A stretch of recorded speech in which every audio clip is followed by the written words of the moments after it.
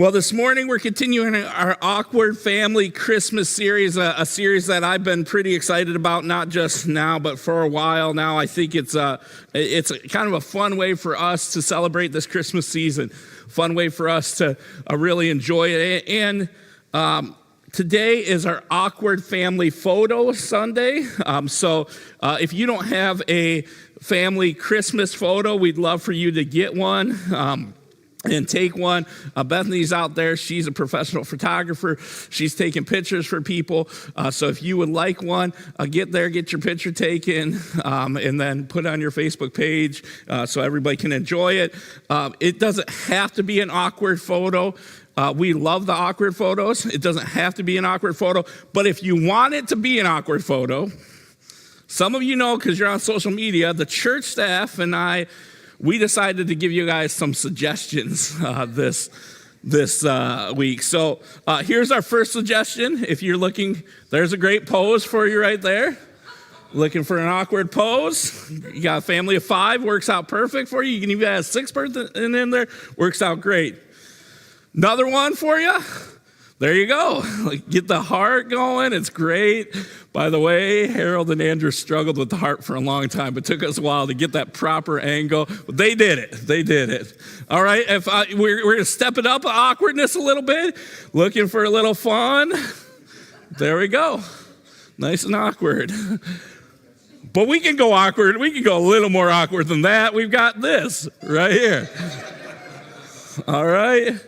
I thought, have fun, little pajamas there. That was great.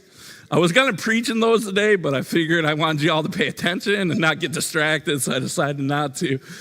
And then if you really want to get really awkward, we got this pose for you. All right, there you go. So we got some great family photos, 2 brothers giving each other a great big hug. If you want to go with that one, you're more than welcome to. Get that off the screen quickly.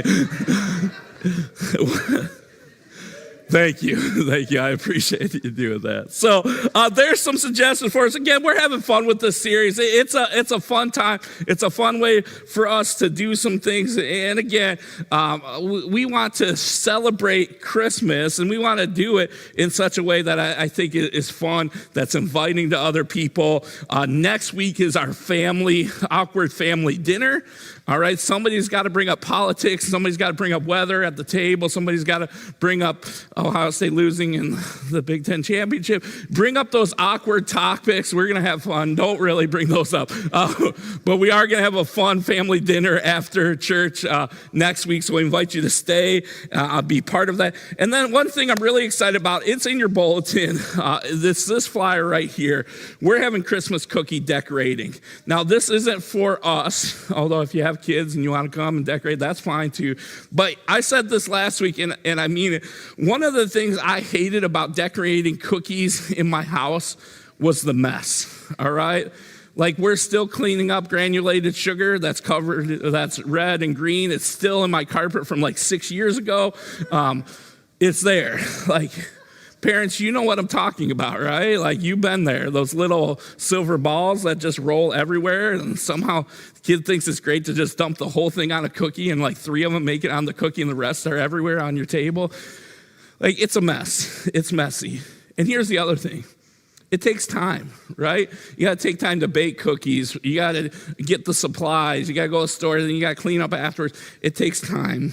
And one thing we recognize that we want to be a church that serves our community, that loves on our community, that shows them the love of Jesus Christ. Because here's what I believe. When a community sees the love of Jesus Christ in us without an agenda, like, we're not loving on people from our community to get them to come to church here. We're loving on people in our community because Jesus told us to love on people in our community. That's why we're doing it. And when we do it that way without an agenda, people start noticing that there's something different in us. Because most people don't love without an agenda. So this is our way to love a group of people without an agenda, simply to love on them who are really busy in the holiday season. And I'm talking about our first responders and our prison guards, all right? They have families, they have busyness. For them to take the extra time, maybe it's mom at home having to do cookies at home by herself because dad's working. Maybe it's them foregoing it because everybody's too busy. We're going to provide an opportunity for people to come and to decorate cookies, and we're going to send them home with cookies, and we're not going to charge them anything. We're not going to do anything like that. We're just going to open up our church doors from 5:30, I think I put down there, 5:30 to 8 p.m. on the 19th. Our church doors are going to be open. Our basement is going to be stocked with cookies, supplies, everything, because you all are going to supply it, by the way. I want you to know that. You all are going to supply it. And we're just going to open our doors. And so would love for you to be part of that. There are several ways you can help out. Number one, you can provide cookies. I want to send everybody home with at least a dozen cookies. At least a dozen cookies, which means we need a lot of cookies, all right? I'm really good at eating cookies, not so good at baking them, all right? Someone texted me this week about the event. I told them that exact thing. Like, I'm an expert in eating Christmas cookies, not an expert in baking them. So we need your help. I can tell you this right now. You can go down to Gordon's and you can buy 72 pre-cut Christmas cookies. You just throw in the oven and have them baked and ready for us. That's easy, and I would love for you to do it. If you make them your own and cut them out yourself, great, that's wonderful too. Would love for you to do that. But we need cookies. And so would love for you to do that, bring cookies. We also need decorations, all right? I looked it up. You can get giant tubs of frosting if you want. All right, if you want to buy a couple of those and bring them here, they're like 33 pounds worth of frosting. All right, we got enough frosting for like half of Sault Ste. Marie, but I'm hoping we get half of Sault Ste. Marie here, so that's good. And then we just need decorations, sprinkles, things like that.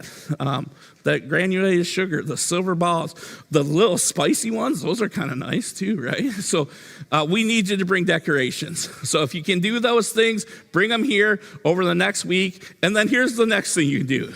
Take this in your bulletin. There's more of them by the door. I want you to give them out to every single person you know that's a prison guard or a first responder, all right? You might need some extra because I know that most of you know more than one person who's a prison guard or a first responder. Could be a neighbor, could be a coworker's spouse, could be just somebody that you know that you work with. But take these and give them out to people. Let them know about the event because we want to have as many people here as possible, all right? If you have any questions about any of those things coming up, let me know, and I will explain to you even more. I don't know how I can explain more, but I'll figure it out. Well, in this sermon series that we're doing, in this Awkward Family sermon series we're doing, we're really reminded that Christmas sometimes isn't all as calm, all as bright. That very first Christmas really was a mess. I mean, it was a baby being born in where animals and being placed where animals eat and drink. Probably filled with what animals do all around the area where that baby was born. I mean, it was messy. It wasn't this organized, perfect thing that we often make it out to be when we put it on our mantle, and then the one guy gets a little out of place, that one shepherd, so you move him back right where he's supposed to be. It wasn't that. It was messy. It was dirty. It was probably ugly. There was probably screaming, crying. There's probably all of that in that first Christmas. It was awkward. And one of the things that I've reiterated, I love that it was awkward because my life is awkward. And your life is awkward. Let's be honest about it. Your life has some awkwardness in it. You don't always bring that to church with you. You kind of leave it at home or in the car. You don't share it with the people around you, the people sitting in the pew in front of you. It would be kind of fun one week to make you, but I'm not going to do that. We kind of keep that awkwardness away from here. But I think the honest reality is if we look at our life, even the most well-to-do, put-together people have awkwardness that isn't part of their life. And that's okay, because so did the first Christmas. Last week we looked at an awkward situation. This teenage, unwed mother, pregnant by the Holy Spirit. And the awkwardness of that situation, her explaining to the people around her, we really spent some time really understanding kind of the craziness of that messy situation and how it impacts our life. But today we're going to look at another aspect of that. You know, when holidays roll around, we're often reminded that every family has one of those stories. One of those stories. You know those stories I'm talking about. Maybe it's the story of that awkward uncle who shows up every Christmas. And he hasn't showered since like 1978, but yet he's there and he shows up every Christmas with your family.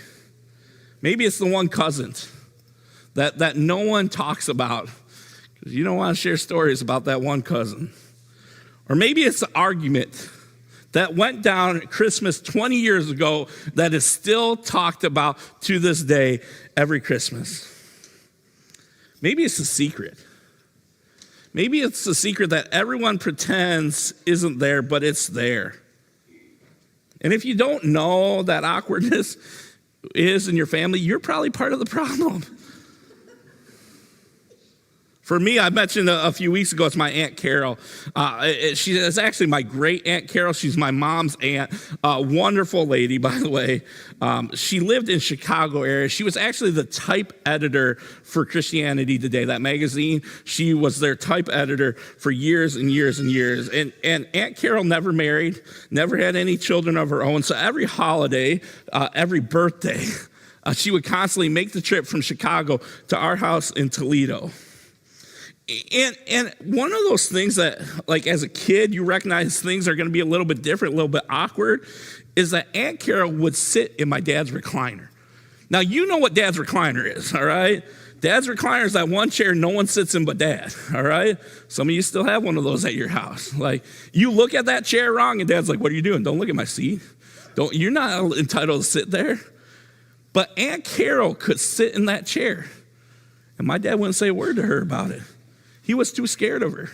Like, we just didn't do that.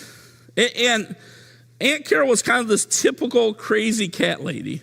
I'm not sure how many cats she had, but every time she come, we would hear the story about every single one of them. We would know their lives when they were born, any traumatic incidents they might have had in their life. We knew it all about Aunt Carol.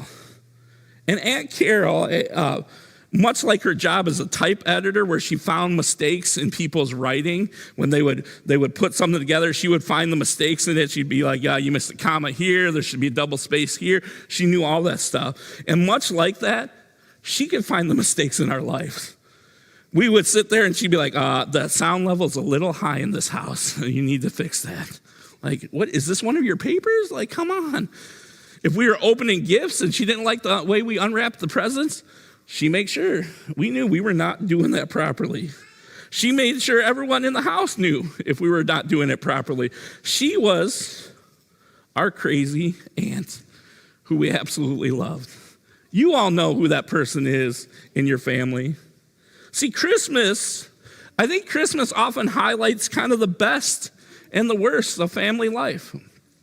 It highlights that really cool bonding time and things like that, siblings getting together, all that type of stuff. But it also highlights the worst, too. I think about my own family. We can't always get together because there's like 11 of us siblings. We're all over the country, things like that. And there's always a fight around Christmas about, well, aren't you coming? Where are you going? Where are you going? I'm like, I work Christmas Eve. Like, this is kind of a big thing in the whole church thing. And it brings out ugliness. But here's where things get really cool. Christmas often highlights the best and the worst of family life. But Jesus knew exactly what that looks like. Jesus knew exactly what that felt like. See, before he ever cried in manger, before Jesus ever preached a sermon, before he called his disciples, before he healed the sick, Jesus stepped into a family. He stepped into a family line that was deeply and publicly messy. His family, it was awkward, folks. See, when we talk about the birth of Christ, the Christmas story, we usually begin where we began last week. Last week, some of you remember, we started talking about the angel coming to Mary and telling her she was going to have a child. And we talked about Joseph and being told by the angel what was going on and all this stuff. Well, that's usually where we start when we start the Christmas story. That's usually where we go. But if we look at Matthew chapter 1, which is where we started last week, we just started in verse 18. If we go back to verse 1, that's actually the beginning. And actually, Matthew begins the story of Jesus' birth with his genealogy. The Gospels begin with going through this family line. But here's the thing. When Matthew gives this family line, he doesn't give it with any filter. All right? He was giving us a picture of the gospel before Jesus even said a word. See, I think that this genealogy and just going through these names is a fundamental part of the Christmas story because it shows us the gospel of grace right from the very beginning. See, Jesus doesn't avoid dysfunctional families. He actually walked right into one. And he takes those, and he takes that dysfunction and he redeems it from the inside out. That's a thing called grace. And that's what we're going to discover today. So I want to walk through this awkward family tree. I'm going to read a bunch of names here. And I'll just tell you what, these names are biblical. So I probably won't say some of them right. And if it's your name and I say it wrong, you can tell me afterwards. If it's not your name, just pretend like I got it right, all right? So here we go. Beginning in verse 1, this is the genealogy of Jesus the Messiah, the son of David and the son of Abraham. Abraham was the father of Isaac, and Isaac the father of Jacob. Jacob the father of Judah and his brothers, Judah the father of Perez and Zerah, whose mother was Tamar.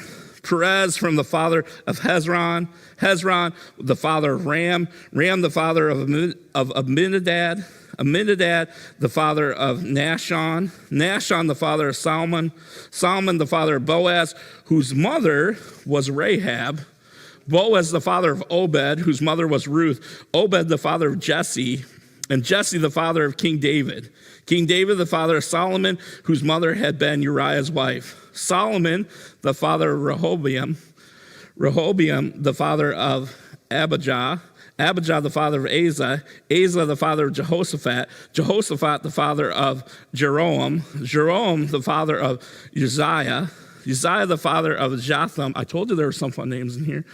Jotham the father of Ahaz, Ahaz the father of Hezekiah, Hezekiah the father of Manasseh, Manasseh the father of Amon, Amon the father of Josiah, and Josiah the father of Jeconiah, and his brothers at the time of the exile to Babylon. After the exile of Babylon, Jeconiah was the father of Shealtiel.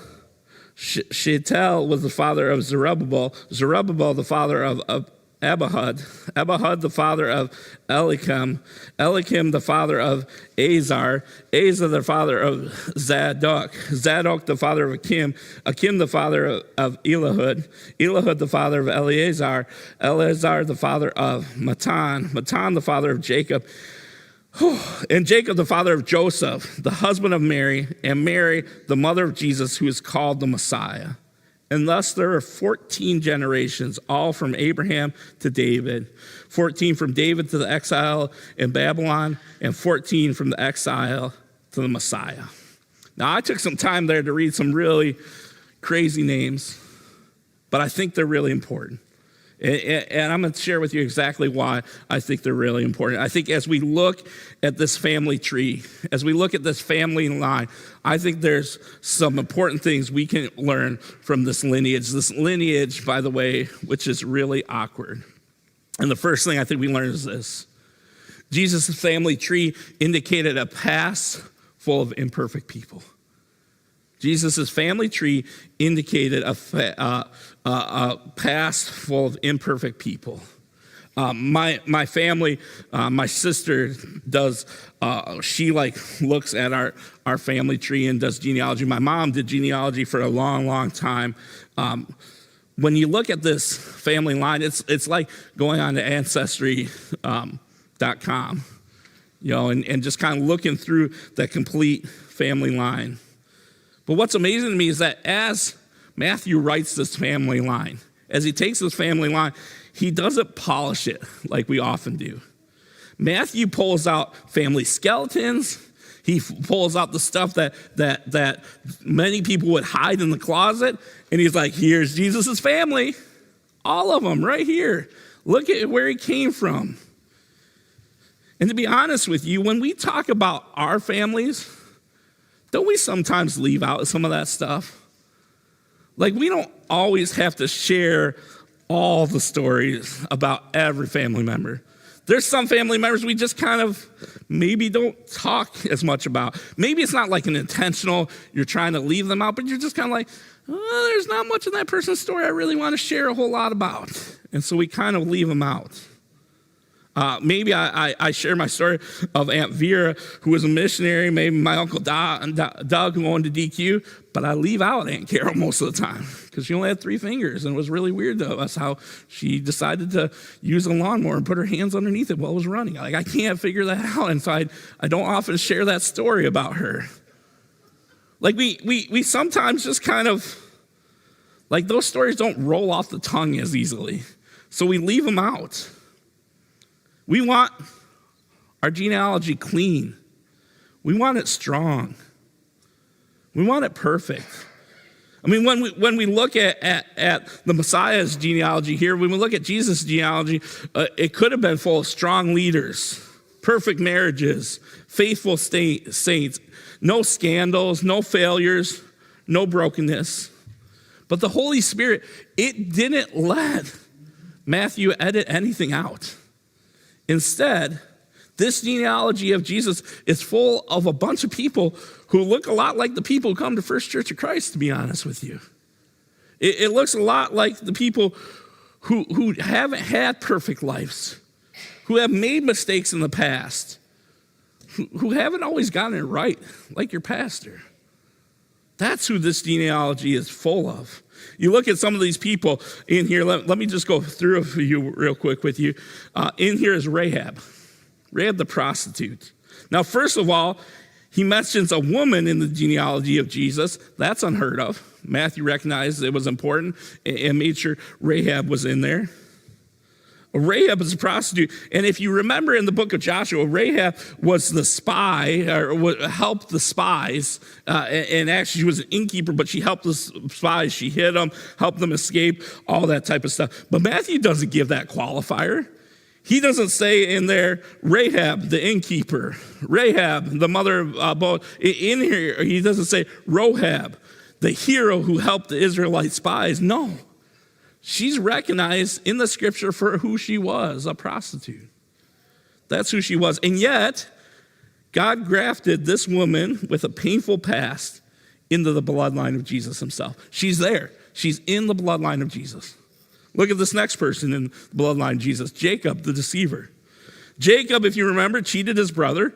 He manipulated his father. He stole an inheritance that didn't belong to him, and he lived most of his life scheming. And yet, God renamed him Israel, and God built a nation through a man who had a history of lies. That's who God uses. It's in his genealogy. Here's another person, David. Now, David, sometimes we look at as a man after God's own heart, but we forget that David was an adulterer.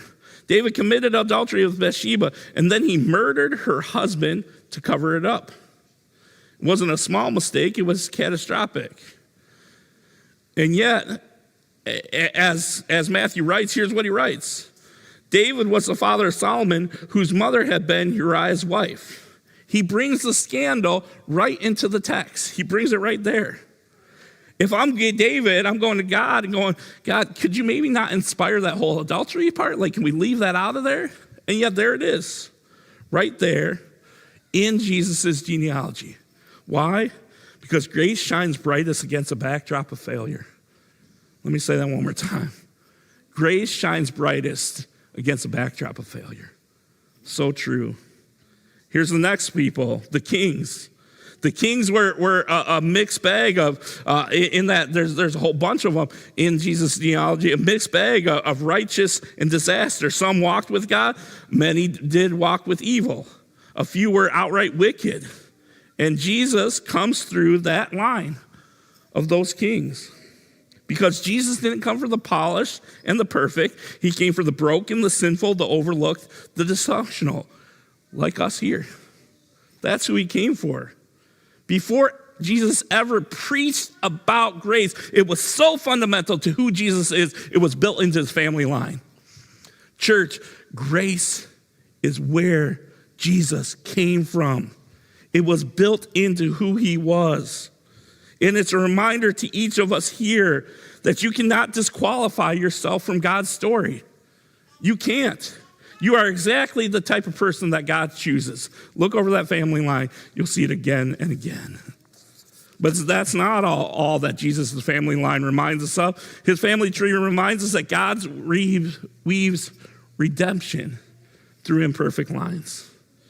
See, God could have chosen any family to be born into. You know that. You've heard that. You can pick your friends. You can't pick your family. Not true for God.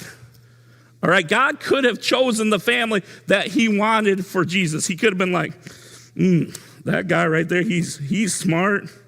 He's strong. He might be a little overweight. Yes, he's bald, but he's a pretty good athletic director. He can preach all right. That's my guy. I'm putting him in Jesus' line. He didn't do that, all right? He could have. God could have chosen anyone for his son to be born into. He could have set that line up exactly how he wanted to, and he didn't, which tells us a few things about God. First of all, God doesn't discard broken lives. He restores them.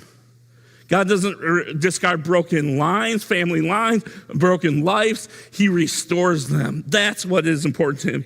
In the ancient world, your genealogy was your resume.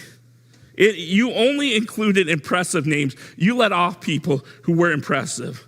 But God intentionally includes women. He includes foreigners. He includes sinners. He includes moral failures. He includes outcasts. And he includes victims. Why? Because redemption has always been God's specialty. It's always been God's specialty. He's always been about redeeming, paying the price for whatever failure is in your life and your family life. He's there paying the price. Here's another thing that I think this teaches us, that genealogy is a woven tapestry, not a straight line. Your story, your parents' story, your grandparents' story, all the twists, all the failures, all the broken moments, God can take those moments and he can weave them together. See, God took, when he built his line for his son, he took Rahab's courage. He took Ruth's faithfulness. He took David's repentance. He took Solomon's wisdom. He took exile and return. And he took generations of struggle, and he weaved them all together into this beautiful story of grace and redemption to each of us. He took all those parts. He didn't leave any out. Matthew makes sure that we know that. He weaves all these things together to paint this beautiful picture for each of us. Listen, God doesn't erase broken parts of our story. He redeems them. Too often than not, I would rather he just erase brokenness in my life. Yet he takes that and he redeems it and he creates something beautiful for the world through his grace and through his redemption.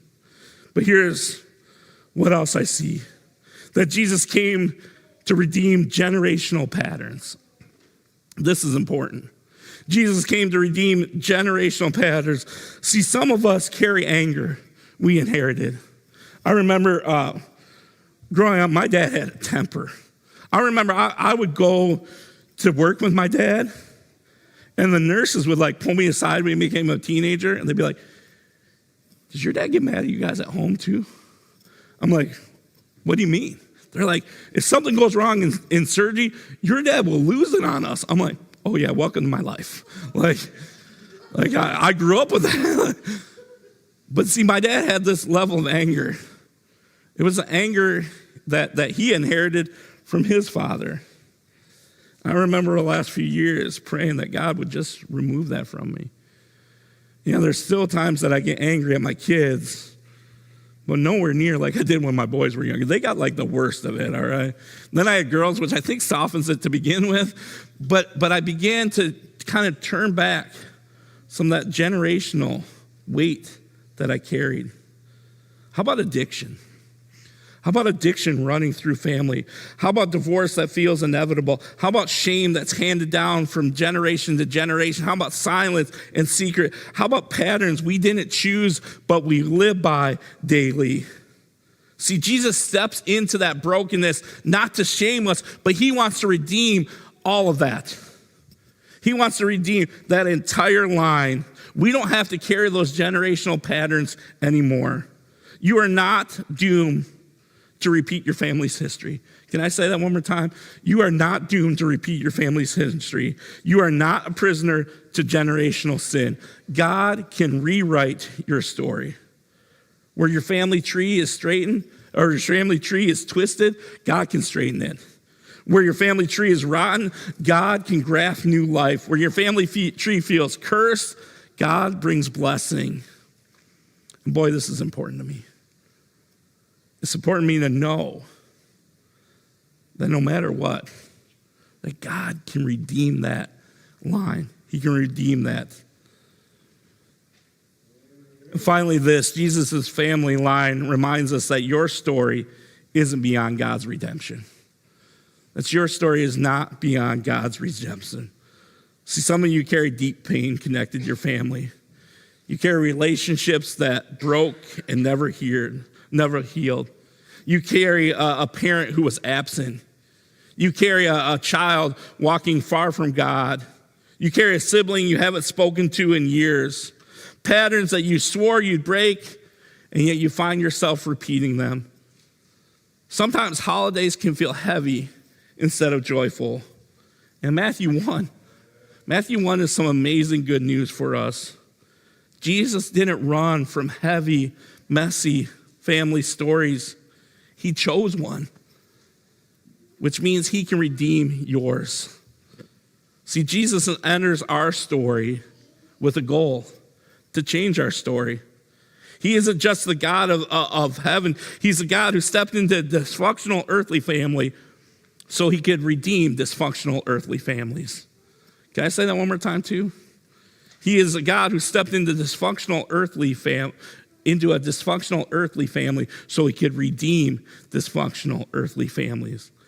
See, the gospel, the good news of grace isn't try harder, fix your family yourself, pretend your past never happened, get right, then come to me. See, the gospel grace is Jesus stepping out of heaven into our story and beginning to rewrite it with us. See, redemption is possible because Jesus is the turning point.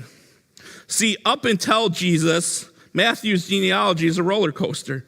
There's a good generation, then a bad generation. There's a terrible king. There's faithful remnant. There's exile. There's return. There's silence and chaos. And then we come to this in verse 16. It says this, and Jacob, the father of Joseph, the husband of Mary, of whom was born Jesus, who was called the Messiah. At that moment, at that time, that line is completely redeemed. That moment, grace interrupts history. That moment, darkness loses its power. At that very moment, brokenness meets the Savior. See, Jesus is the exact turning point that maybe you need. Maybe your family needs it. And I'm not saying everything gets better. Restoration is a process. Like when the power goes out, everybody just get boom. It's a process. It has to be restored, and different people, it comes at different rates. It's a process. But it's a process of redemption and restoration that begins with Jesus Christ. So you understand this, what Jesus did with his earthly family, he can do to yours. He can bring healing. He can break cycles. He can restore what feels impossible. He can bring forgiveness where there is bitterness. He can bring unity where there is division. He can bring hope where there is despair. It's not too late for redemption. Listen, if I'm reminded of anything this year, it's reminded this, that Jesus came to get messy. Christmas is for broken people and broken families, of which I'm one. And I think of which you're one. And I think of which the people in our community are one. I think of the people we want to come and invite for Christmas cookies, first responders, prison guards. I think they're of one. I think the lady who waits on you at B-Dubs or wherever you go after church for lunch, I think she's one. I think we're all one. And that's what the beauty of Christmas is. It's not that all is calm, all is bright. It's that Jesus came for the messy. So as the band comes up here and we close, I want you to I really just want to invite you to look at your own life. to really look at your life and reflect.